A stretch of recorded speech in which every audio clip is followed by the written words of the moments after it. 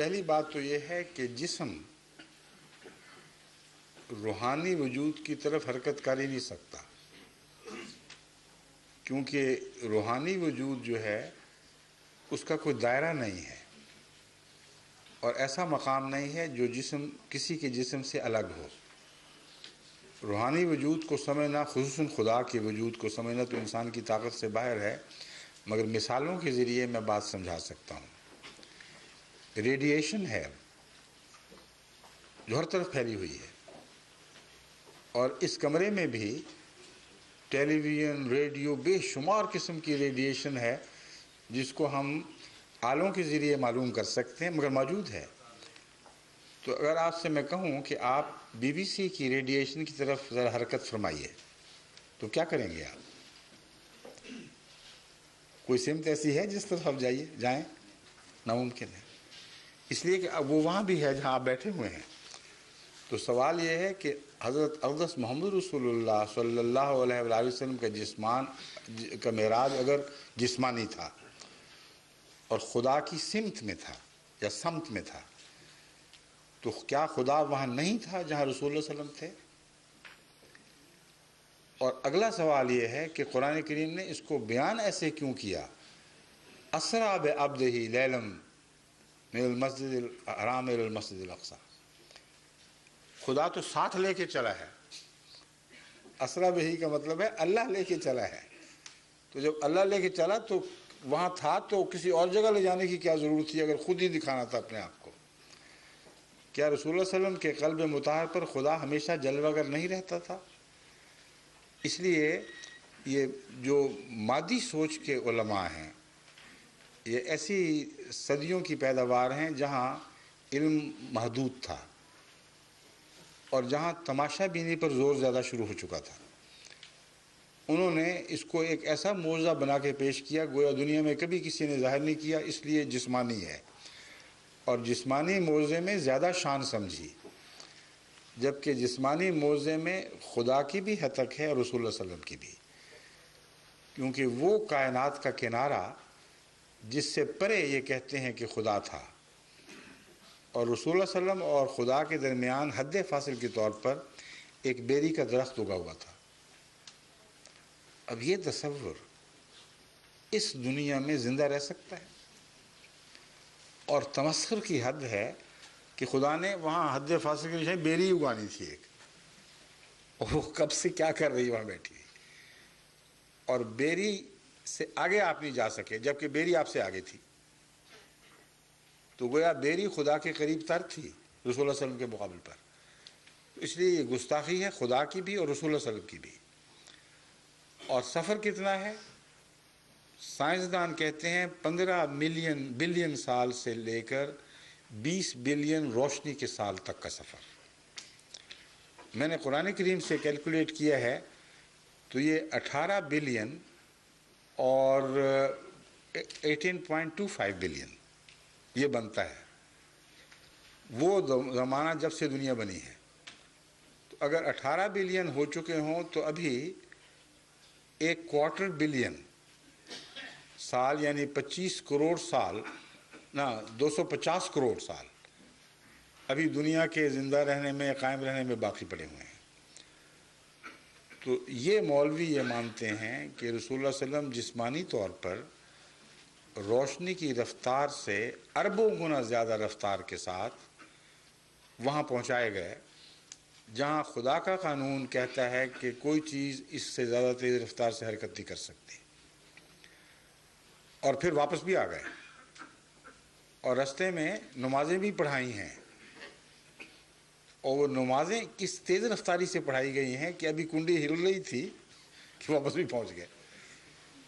تو یہ صرف علماء کی لا علمی ہے جس کو نعوذ باللہ من ذالک خدا کی لا علمی کے طور پر بتاتے ہیں، اور اپنی جاہلیت کا الزام قرآن پر دھرتے ہیں، جبکہ قرآن کریم نے واضح طور پر ایسی علامتیں بیان فرمائی ہیں جس سے ہر صاحب تقویٰ جس کو واقعی خوف خدا ہو اس سے یہ نتیجہ نکال سکتا ہے کہ یہ جسمانی جسم کا کوئی سوال کی حرکت کا یا خدا کے دیدار کا سوال ہی کوئی نہیں، کیونکہ قرآن کریم فرماتا ہے ما کذب الفؤاد ما رأى، رسول اللہ صلی اللہ علیہ وسلم نے جو رویت کی ہے اللہ کی، آپ کے دل نے جھوٹ نہیں بولا جو دیکھا. تو آنکھ دیکھتی ہے، دل دیکھتا ہے. دل دیکھتا ہے روحانی جلووں کو. بس حضرت مسیح موعود علیہ السلام نے یہ تعبیر فرمائی ہے کہ عرش خداوندی اپنی صفات کی جلوہ گری سے قائم ہوتا ہے، نہ کہ کوئی خدا کا جسم ہے جس کو کسی نے اٹھایا ہوا ہے. اور وہ صفات سب سے بڑھ کر رسول اللہ صلی اللہ علیہ وسلم کے قلب مطہر پر ظاہر ہوئی ہے. اور عرش خداوندی اس تعلق میں محمد رسول اللہ کا دل تھا،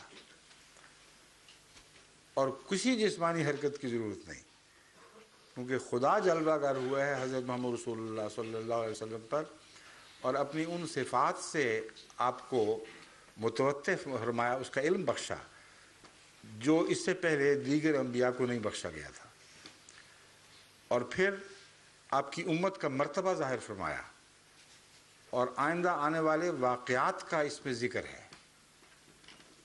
اب یہی علماء جو زور دیتے ہیں جسمانی معراج پر، یہ باقی باتیں تو خیر فرضی کہانیاں ہی ہیں، صرف اس بات پر غور نہیں کرتے کہ جو روایات مختلف ہیں ان سے پتہ چلتا ہے کہ رسول اللہ صلی اللہ علیہ وسلم کے اس سفر کے دوران ایک بڑھیا آپ کے سامنے پیش کی گئی جو 3 پیالے تھامے ہوئے تھی، ایک دودھ کا، ایک شراب کا اور ایک پانی کا.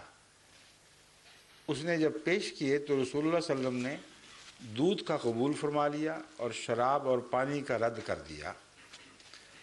جبرائیل علیہ السلام نے یہ تعبیر فرمائی کہ یہ دنیا، یہ بڑھیا دنیا ہے. اب بتائیں کہ ظاہری طور پر اس کے مضمون کو قبول کرنے کی کوئی گنجائش باقی رہ گئی؟ وہ ساری دنیا بڈھی بن کے سمٹ کے اوپر آ گئی تھی اور رستے میں بیٹھی تھی، یہاں سے غائب ہو گئی تھی. سوائے مولوی کے کسی کا دماغ اس کو تسلیم نہیں کر سکتا. یہ امر واقع ہے. اور اب آپ دیکھیں کہ اتنا عظیم الشان مضمون کس طرح چٹکیوں میں گوا بیٹھے. مراد یہ تھی کہ اے محمد، ہم نے تجھے وہ شریعت عطا فرمائی ہے جو ہر قسم کی انسانی نشو و نما کے لیے اپنی ذات میں کامل اور کافی ہے. کیونکہ پانی زندگی کے لیے ضروری ہے مگر اکیلا کافی نہیں. شراب توانائی بخشتی ہے مگر اپنے جسم کو گھلا کر توانائی لیتی ہے. صرف دودھ ہے جو تمام انسانی ضروریتوں کا خود کے لیے کفیل ہے. تبھی بچہ جو ماں کے پیٹ سے پیدا ہوتا ہے صرف دودھ پر بنا کرتے ہوئے کتنا تر و تازہ، موٹا تازہ اور بھاری بھرکم ہو جاتا ہے. بعض دفعہ اس کی ہڈیاں اس دودھ سے بنتی ہیں، اس کی آنکھیں، اس کا دماغ، اس کی تمام صلاحیتیں، جگر، کوئی حصہ ایسا نہیں جس کے لیے دودھ کامل غذا نہ ہو. تو یہ پیغام تھا. کمال شریعت کا مضمون اتنی عظیم حکمت کے ساتھ بیان فرمایا گیا اور مولویوں نے اس کو تماشا بنا لیا. اس لیے اور بھی بہت سی باتیں ہیں تفصیلی. جو بیری کا مضمون ہے، میں چونکہ ذکر کیا تھا، میں اس کا مفہوم سمجھا دوں. بیری حد فاصل کے لیے استعمال ہوتی تھی، اب بھی ہوتی ہے. عربوں میں بھی رواج تھا، ہمارے پاکستان ہندوستان میں بھی رواج ہے کہ کھیتوں کے کنارے دوسرے لوگوں کو دخل اندازی سے روکنے کے لیے بیریوں کی باڑ لگائی جاتی ہے. اور چونکہ اس میں کانٹے ہوتے ہیں اور گھنی ہوتی ہے، اس لیے اس سے گزرنا بہت مشکل کام ہے. تو وہ صرف علامت تھی حد فاصل کی کہ یہاں مخلوق کی حد ختم اور خدا کی تنزیہی صفات جن میں کوئی دوسرا شریک نہیں ہو سکتا وہ شروع ہوتی ہیں، اور تو تخلیق کے آخری مرتبے تک پہنچا ہے جس سے آگے مخلوق کو بڑھنے کی صلاحیت ہی نہیں ہے.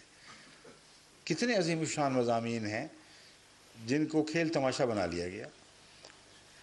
انبیاء، سب دنیا کے انبیاء کا آپ کے پیچھے نماز پڑھنے کا مطلب یہ ہے کہ ایک ایسا دور ضرور آئے گا جب کہ سارے انبیاء کی امتیں بالآخر، اگر ساری نہیں تو اس حد تک اسلام میں داخل ہو جائیں گی گویا ان کے نبی نے تمہاری سرداری قبول کر لی. اور یہ کام اب ہو رہا ہے خدا کے فضل سے، اور یہ پیشگوئی ہے جو ضرور پوری ہونی. اس کا قرآن کریم میں دوسری جگہ ذکر موجود ہے، لِيُظْهِرَهُ عَلَى الدِّينِ كُلِّهِ. اس لیے اللہ تعالیٰ نے محمد رسول اللہ کو بھیجا کہ اس کے دین کو دنیا کے دوسرے تمام ادیان پر غالب کر دے. تو انبیاء کا پیچھے نماز پڑھنے کا مطلب یہی ہے کہ یہ پیشگوئی جو ہے وہ لازماً پوری ہوگی، سب قومیں بالآخر اسلام میں داخل ہو جائیں گی. تو یہ مفہوم ہے جو جماعت احمدیہ حضرت مسیح موعود علیہ السلام، جن کو ہم امام مہدی بھی مانتے ہیں، ان کی اللہ تعالیٰ سے ہدایت کے نتیجے میں جو تشریح ہم تک پہنچی ہے وہ یہ ہے.